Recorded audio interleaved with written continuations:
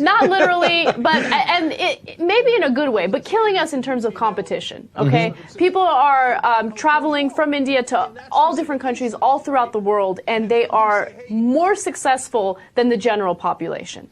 That is true in almost all the countries that they're in. Yes. And it's certainly true here in the United States. It is. So I'm going to give you a couple examples. Put up the graphic. It's Indians versus general population in the United States. Just to give you an example of how much they're better in terms of education and employment. So the Indian diaspora in the U.S. is only 1%, except when it comes to graduate school population in the top universities in the United States, they make up 13% of the population. By the way, they're not even close to 1% of the population. They're less than 1%, and they have 13%. That's a giant number of the graduate students.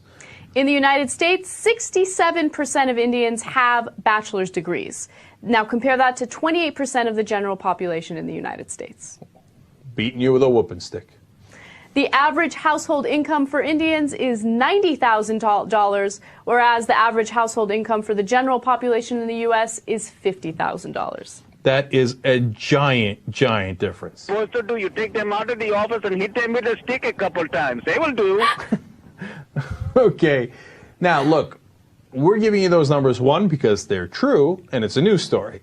Two, because it's not because the South Asians are a better race or anything like that. When you go to India, some of the numbers are disastrous. 40% of the population lives for $1.25 a day or less, okay? And their life expectancy in Mumbai is 56 years old. It's disastrous. It's obviously not genetic. It's not a race thing. It's not any of that. It's that in the diaspora, in the Indian community, there is this work ethic. There's an expectation of going to school and doing exceedingly well. And then what they have actually above even other Asians is they're more willing to start their own businesses, right? More initiative, et cetera. It's a great combination. It's a great cultural combination that they have going, and that's why they have success. So what I'm saying is the rest of us should all learn from that, right? So if a culture does something right, that's awesome. We should, adapt that and have everybody do it, right? So Asians should be more willing, other Asians should be more willing to start their own businesses, as an example, right? And certainly you should emphasize education more, which Indian communities do. And the list goes on. And you see the proof is in the pudding. 50,000 versus 90,000. As an average, they're nearly doubling the average. That's unbelievable. So there's something to be learned there. And look, it goes to what I say all the time, which some people take to be controversial. Culture matters. And sometimes you have the wrong culture, sometimes you have the right culture.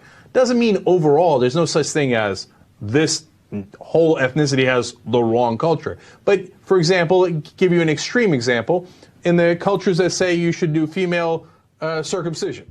Well, that culture is wrong.